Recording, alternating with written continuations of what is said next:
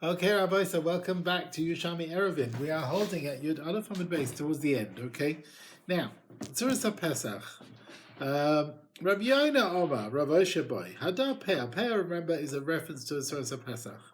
So, it's your rope across the top and your two sticks on either side.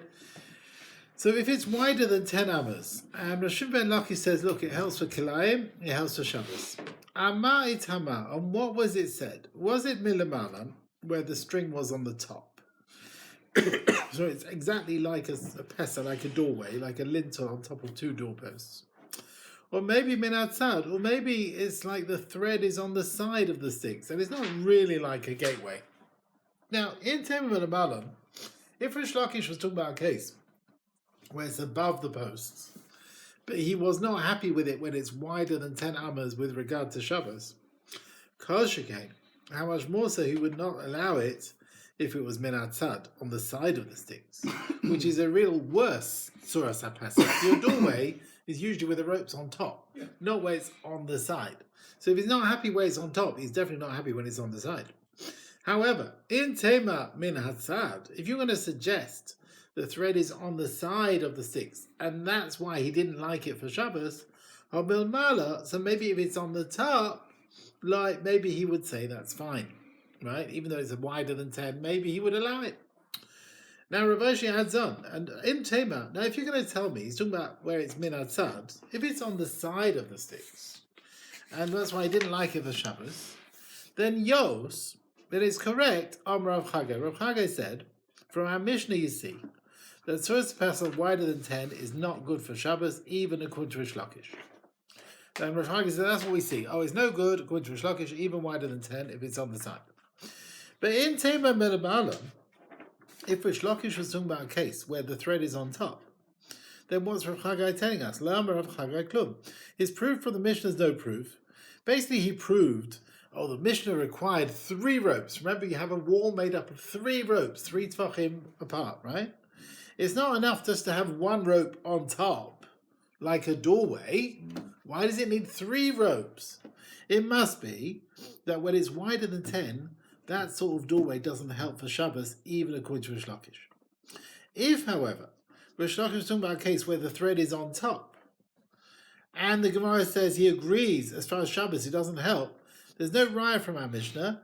Basically, it could be the Mishnah is not happy with a rope on top as Tzuras HaPesach, because the rope is tied. Maybe it doesn't help because the rope is on the sides. But if, however, whereas Rish Lakish is talking about a case where the thread is on top, maybe there's differences between the Mishnah's case and Rish Lakish's case. Right? It could be it would help for Shabbos if the thread is on top and not on the sides. So it wants to say that it could be there's no proof from our Mishnah if it's talking about that case. Let me just see this a bit again. If Rish Lakish is talking about a case where the thread is on top, and that he says doesn't like it, and the Gemara says, he agrees, it doesn't help, there's no right from our Mishnah.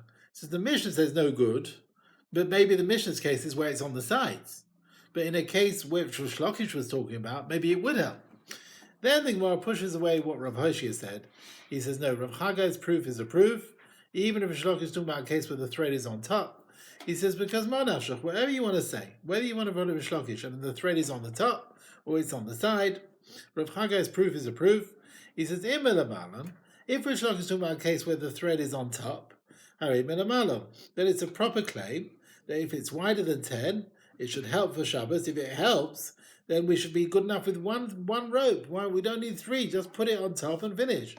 And if he's talking about a case for Imin Atzad, if Rish Lakish is talking about a case where it's on the side, hooray, then the tiny the Mishnah should have said 1 rope is enough, Min Atzad, then even if it will be on the side, it should be enough. And yet the Mishnah doesn't suggest that. So basically you want to learn that Tzuras HaPesach wider than 10 does not help for Shabbos. Even if the thread is on top, it's not going to help. Rabbanan de Kesrin b'Shem Rav Yirmiyah, he said, Tifta b'Shasik min Dikron. He said, you know what? The Mishnah is talking about a case where the sticks, which you put the 3 ropes on, are very sharp. The edge of them is like very thin. You cannot put a rope on top. You say, why didn't you suggest put a rope on top? Because the top of the stick is so small, you can't put a rope on top. You follow? That's why he says you can't learn from our Mishnah the Tzuras Pesach wider than 10 doesn't help when the thread is on top. Because in the case of the Mishnah, you can't put the rope on top. Now, another leniency of Rish Lakish about Tzuras Pesach was zero of Dimid Chayv Shem Lakish. Legova, for the height of this doorway, is even 100 amas. I'm reviewed it. Now, that's all very well. Lenient Kalaim. That's, remember Kalaim, where you have different growths and you want to make a partition between the different growths. Yes, you can have a Tzuras Pesach to divide them. Our lenient Shabbos, it can't be higher than your kora, which is your beam across the entrance to the Mavoi, right? Which must be below 20 amas. Rabbi he says no. He Kalaim, he Shabbos. Din is the same. If it helps for Kalaim above 100 amas, it helps for Shabbos as well. Al-Dati de Rebbe, according to Rebbe, ma ben kora, ma ben peh. What's the difference between this beam that goes across, the board that goes across, is possibly it's above 20, and then Tzuras Pesach, you're allowing it if it's 100. He says kora. Now your kora is at your entrance, right? It's your lintel at the top of the entrance of the alleyway, right? Matzeles meruach achas. It helps you from one side of an open alleyway. You have one side, you put kora there, right? It helps you based on the top part, not from the sides. A kora helps. It doesn't need poles next to it. The kora is not a mechitza. It's like a heka. It's a recognition, right? Don't start carrying from the street in. So when it's 20 amas high, it's possible because people don't see it. Whereas Peah, Tzuras Pesach, is not you need it to be covered from four sides. If it doesn't close the four sides of the open area, through a top thread and the sticks on the sides and the land below. So Tzuras Pesach helps as mechitza, it closes off four sides. Therefore, it's kosher even if it's 100 amas wide, 100 amas tall, like a proper mechitza. So that's what he's saying. And Tzuras Pesach has to be closed from four sides. You've got to close four sides of the open hole, as it were. Okay. Vasya key, and this fits in like the Amar of Zeira b'Shem Rav Amnuna. That he says the Tzuras Pesach has to be sort of closing in from four sides. That's what he says over here. Okay, it's got to sort of act as some sort of closing of four sides. Tet roughly ice shubakrachim. Now these are in front of big buildings. You'll have maybe 4 pillars, and you'll have some sort of porch there. Also, the tato tachten, you cannot carry underneath them on Shabbos. We don't say it's considered surrounded by Tzuras Pesach from all sides, because of the 2 pillars on either side and so on. Really, they're just the edge of the roof of the previous buildings. They're just the edge of the previous building, and that's not good enough to allow that area. That can't work as a Tzuras Pesach. So your porch, which is like, it's just 4 pillars and a canopy of some kind, that can't work as Tzuras Pesach. The story came by Modim with 4 pillars. You had 4 like big pieces of parchment or something cut across. He allowed it to treat it as a Tzuras Pesach. There's like parchment going across on the 4 sides. Rabbi Boom, Rabbanon, Boyan Kubi, they asked before Rabbi Zero, Peah, Marsha Tassel B'Sukkah. Can you have a Tzuras Pesach to help for a sukkah, to be one side of a sukkah, to make a wall on a sukkah? Yeah. By the way, in sukkahs in Bavli, you won't find this question. You can find it here. Amalan, he says, Peah Matzeles B'Sukkah. Yes, you can. Soif Schach. What about the edge of the schach, which is leaning on these pillars at the edges of the sukkah? Marshi Yatzil B'Sukkah. Can that be like a rope on sticks, and together with the pillars, it will be like a wall, the Tzuras Pesach, made out of the end of the schach? Amalan, he says, Ein Soif Schach Matzeles B'Sukkah. That's no good. What's the difference between a Tzuras Pesach you say helps in a sukkah, and the end of the schach doesn't help? He says there, the Tzuras Pesach is made for that, to be like a wall. Whereas there, the schach is not made to be a wall on the side. It's not made to be a wall. Okay. Now, we said Tzuras Pesach helps for Shabbos. Okay. Now the one's bringing an opinion. Maybe we can't rely on this. All the things that we brought until now. The Tzuras Pesach helps for Shabbos. That's only the Inamates of Meitan. It's a nice discussion point. But to paskin halacha, to say you can rely on that to carry, also You can't rely on that. And how do we know, Lahiras, that we can't paskin like that? Ma'im sukkah kala. Now, sukkah is more lenient. It's a positive mitzvah after all. At Amar also, we're saying Tzuras HaPesach doesn't help. Right, on all three sides. Only it helps on the third side, but you can't have 3 Tzuras HaPesachs to make a wall. You can't do that. Shabbos HaChamura, then Shabbos, which is more severe, where there's kores and the death penalty, like Hashkein, how much more so that Tzuras HaPesach is not going to work. Okay? Yeah.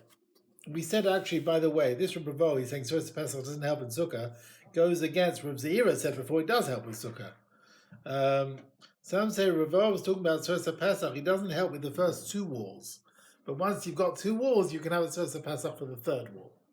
That's how some want to say. And Reb Zeira, where he says it helps, was talking about the 3rd wall.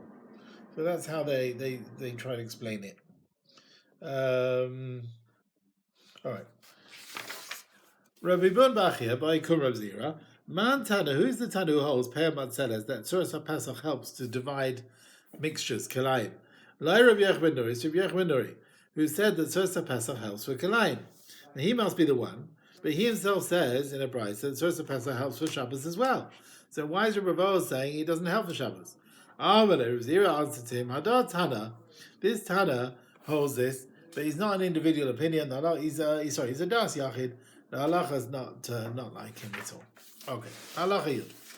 Makivin bekanim. Now, you've got a camp, a caravan, and they're allowed to surround their area with walls of like ropes. Yeah, 3 ropes, one above the other, so that they can carry in that area.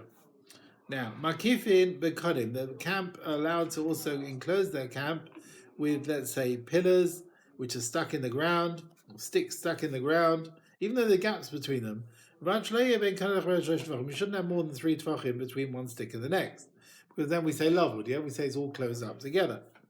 Now, although these are kosher mechitzas, they're not very good quality mechitza, right? There's only orev or shesi. You might have 6 going up, or you might have 6 going across, but you don't have a crisscross. You see. Now we're going to bring an argument how much we are lenient to rely on these mechitzas. So when they allowed it, they allowed it for this group of this caravan, but not individuals. You need a proper mechitza of horizontal and vertical. Divrei Yehuda. Chacham said no. They weren't only talking about a caravan, that's a normal case, but they're talking about everyone. Yeah, when they allow this allowance, just vertical posts, they allow it for everyone. But that's the normal situation, it'll be a caravan going. If you don't have vertical and horizontal, you only have one, it's not a mechitza, it doesn't help. Right? He holds it doesn't help, and it doesn't help even for a camp. And that's Rabbi Yehuda's view.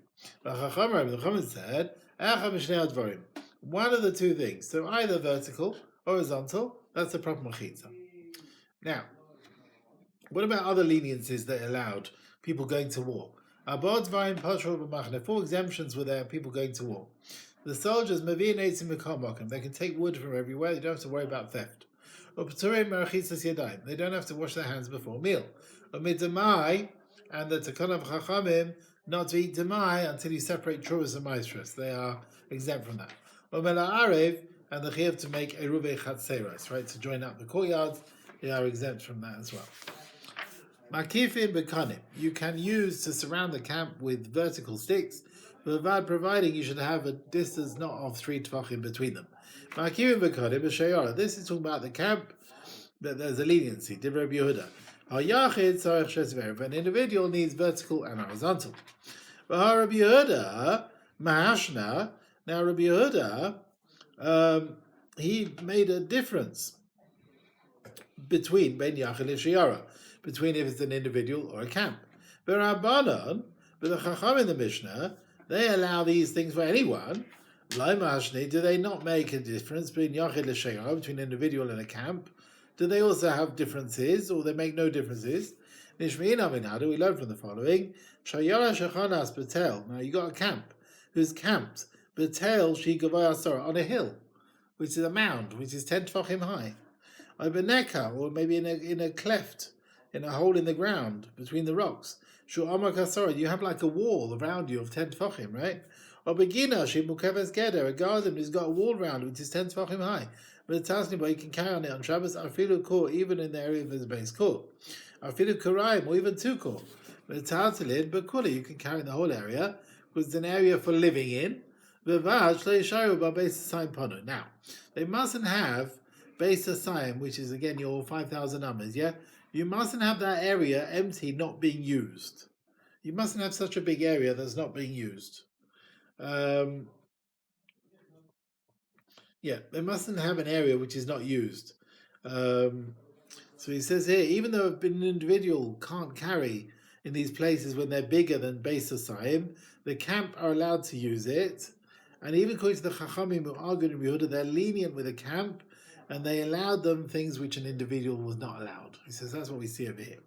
Rav Achav Shem Rav Chinna, he said if they were in an open area, you can put other saddles and things and cushions, then it's not considered an unused space. Rav Huna Amra, the words Rav Huna tells us Vivad Adam. Now, we can't have a Beis Asayim empty, so it needs the place usable by people.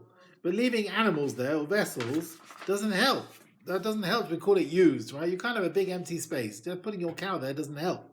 He said, one or two people which are traveling and they camp in an area which is not surrounded for living in. Nice in Lahem, we provide for them an area, Beis Asayim, that we allow them to carry if the area surrounding is not bigger than Beis Asayim. So for 2 people, we treat it like an individual. And then we can't allow them to carry more than a area of Beis Asayim. Shlosha, there are 3 people traveling, and they camp somewhere in an area which is not surrounded for Dira, then we treat them as a caravan. Nice in Lahem, we allow them to carry, if the area is surrounded, if it's not bigger than Beis Sheish Asayim, 6 are. So we give each one an area of Beis Asayim. So for the 3 people, it's like the area of 6 are. Mikava Helach, if there's more than 3 people, then the amount of the area that we give them to carry in this enclosed area is Lefi Cheshbon, is based on the reckoning of 2 Beis Sar for a person. So if it's 4 people, they have 8 Beis Sar area. If it's 10 people, 10 Beis Sar for 5 people, and so on. So this, providing we must leave a Beis Asayim empty, means the area of the place surrounded shouldn't be more Beis Asayim more than the area that they are entitled to use. Do you understand? So these people are given an area that they're allowed to use. And then you have Beis Asayim more on top of that, that's a problem. If you have 3 people, they're allowed to carry in this area, only if its area is less than 8 Beis Sar. So it's 6 Beis Sar they need for their purposes, and another Beis Asayim which is empty. If the area surrounded is 8 Beis Sar or more, then you have more than 2 Beis Asayim empty, and then they can't carry there. Okay. You cannot have a camp of less than 3 people, 3 Jewish people. And a guy doesn't make up the numbers, right? He's not mechuyev to keep Shabbos. Can a child make up the numbers? So he says, hey Chavida, well, actually, he doesn't actually answer the question. So now, you're allowed to carry in an area. We're talking about a case here. Hey Chavida, so what do we do in the following cases? You have 2 people going before Shabbos, and they join together, right? They made an Eruv. The area wasn't really surrounded for living in, and it's not bigger than Beis Asayim. They can carry in that small area.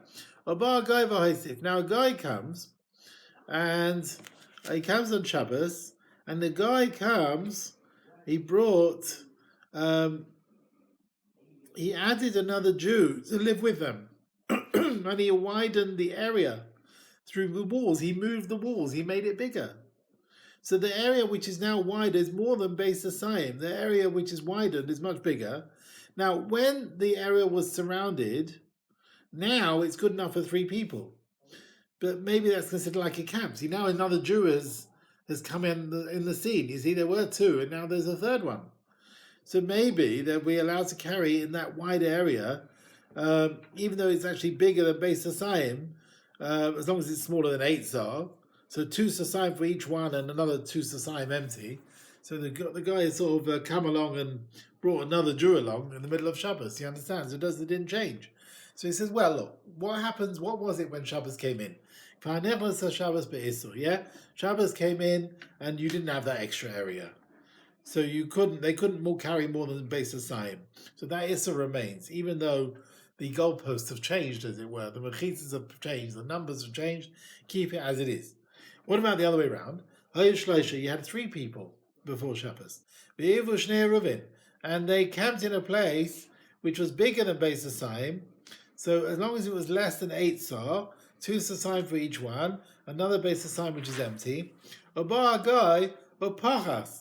The guy comes along, he took one Jew away, and now we don't have a camp of 3 anymore. Now, the place is only serving 2 people. So maybe the leniencies which we had with the camp, with this extra space, maybe it shouldn't apply. Therefore, the people won't be allowed to carry in that whole area which is surrounded, because now it's bigger than base asayim. So basically, before you had more people, the area was right. Now that there's 1 person less, what do? So the Gemara answers, well, when Shabbos came in, everything was fine. So we follow that point when Shabbos came in. When Shabbos came in, everything was fine. That hetzer remains even if the situation changes. He asked, what about if there are 3 people? Should we give them to carry within shloisha 3 surrounded places, each one of their own, and also Roshei Torin? So imagine where your area is a triangle, his area is a triangle, and your areas have a common area between them. You're going into his area somehow. Your area sticks into his area. Yeah? This one can end up carrying into that one's area, that one carrying into his. If each one of the 3 of the camp have an area based aside, not surrounded for living, but parts of their area are sort of connected one with the other. Yeah, so their 3 spaces are near each other, where a small part is sort of jutting into one or the other. Now, do we treat them as separate places or as one place? If they're separate, each one has got like an individual. You can only carry base asayim. If the 3 are considered one place, then the 3 are a camp, and we give them more space. We give them 6 sah. Each one is allowed not only in his area where he's living, but also in the areas of the others as well. Because a camp, they get more space. It's a very good question. I'm afraid we have no answer. Okay. Now, any mechitza which is not vertical and horizontal is not a very good mechitza. Rav Acham Shem Rav Chasdai. Asya Rav Yosef Yehuda, he holds Geshudas Aviv. In one matter, he follows his father. In another matter, he argues with his father.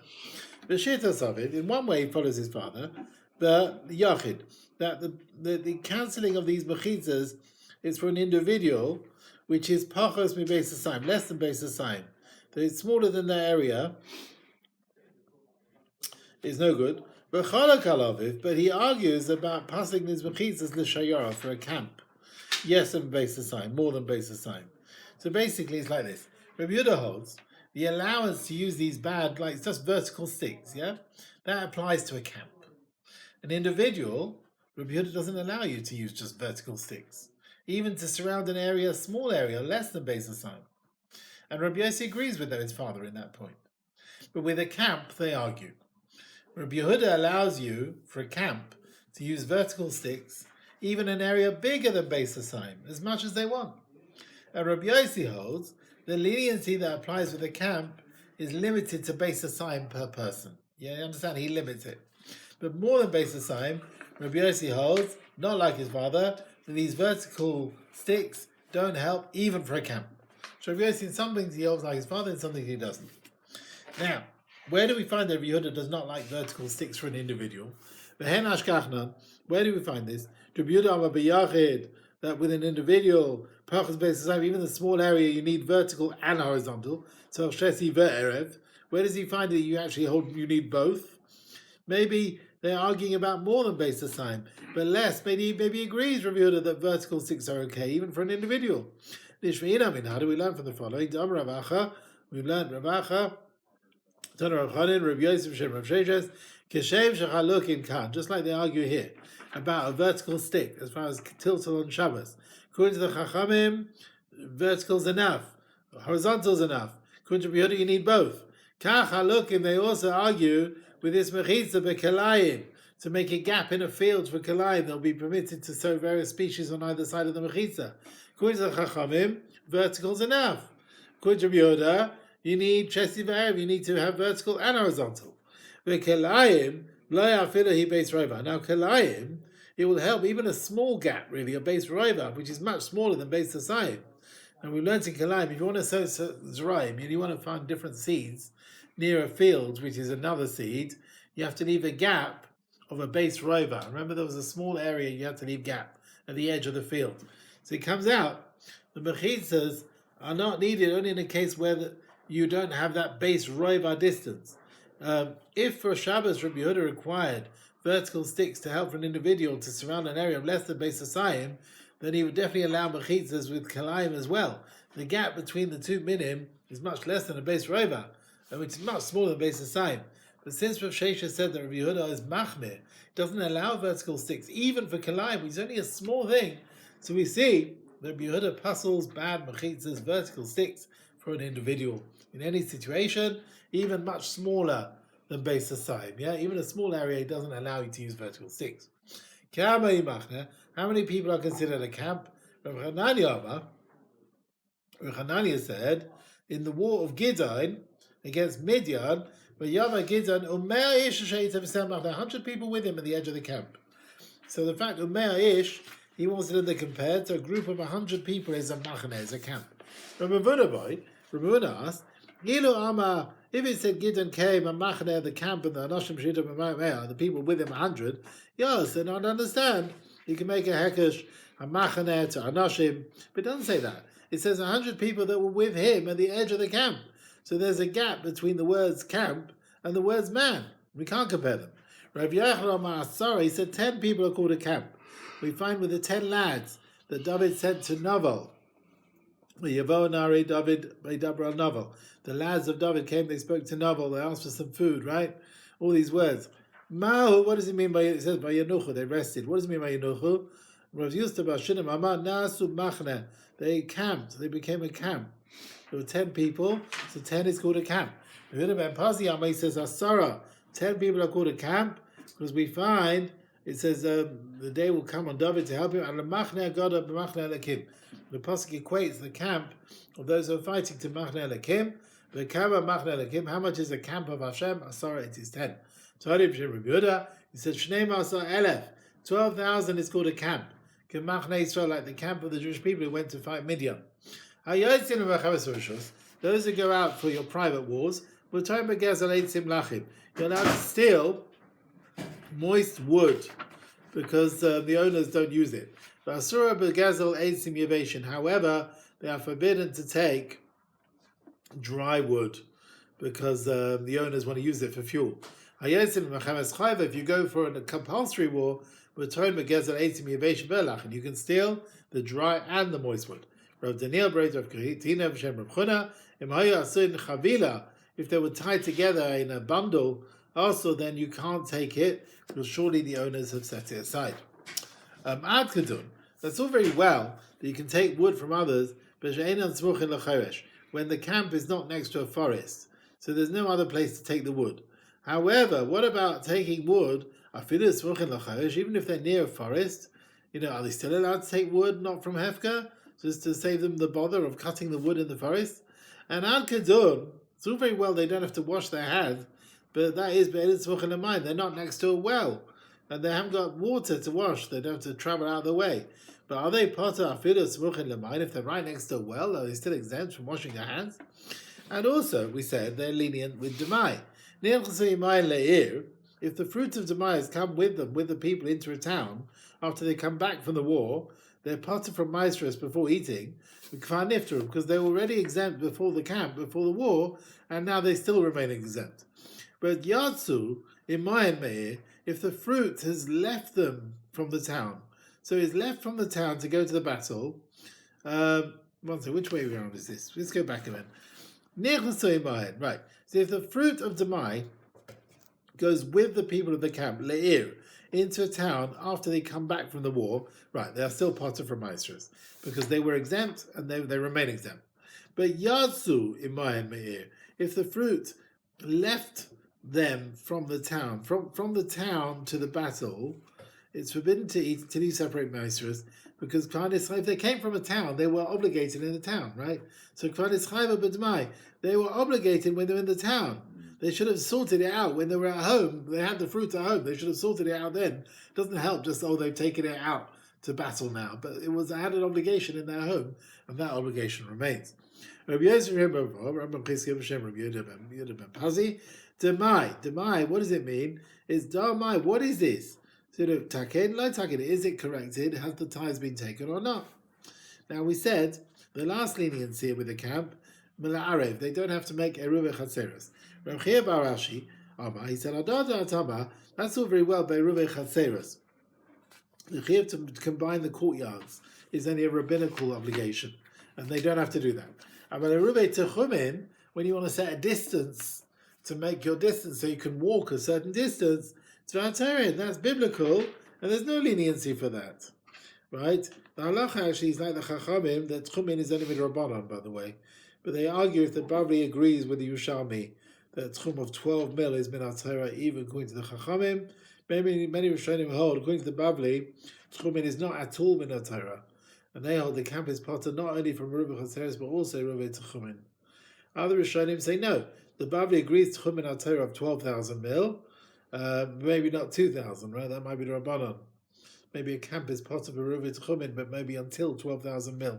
So there's a whole discussion as to what's Minatera, what's Rabbanon, what's rabbinical. Rav Chia bar Rashi, and they are biblical. Now, wait a minute, what are they doing? They're in a camp. Where are they making courtyards here? Yesh Chatzeros b'machne. Are there any courtyards there that they have to join them up? So he says, it could be they'll need to do Eruv Chatzeros to allow them to carry between the tents in the camp. You got separate tents. It's not surrounded by walls. They need to make courtyards to allow them to carry from tent to tent. That we've learned. The tents in the camp, they don't need Eruv, but they're in a camp, they need an Eruv. He says, people who are in the camp, wherever they are, even in a private field, without taking rishus. Now, another din was, wherever someone got killed, Shamnik Barin, that's where they were buried. Right? If they were killed, they were buried there. Shalai Tema, we won't say Yasu Karuge Pamosois. Not like the nations. The armies of other nations, they would dig one massive grave, and any dead people, they just throw them all in together. So in order that they will not do this with the Jewish people, they instituted that anyone who was killed would be buried where he was killed. Some say, you can't move them afterwards. Some say, you can move them. One said you can move them, where they were buried, let's say, people were buried, let's say in a grave of brothers, you have to move it, each one should be in a separate grave.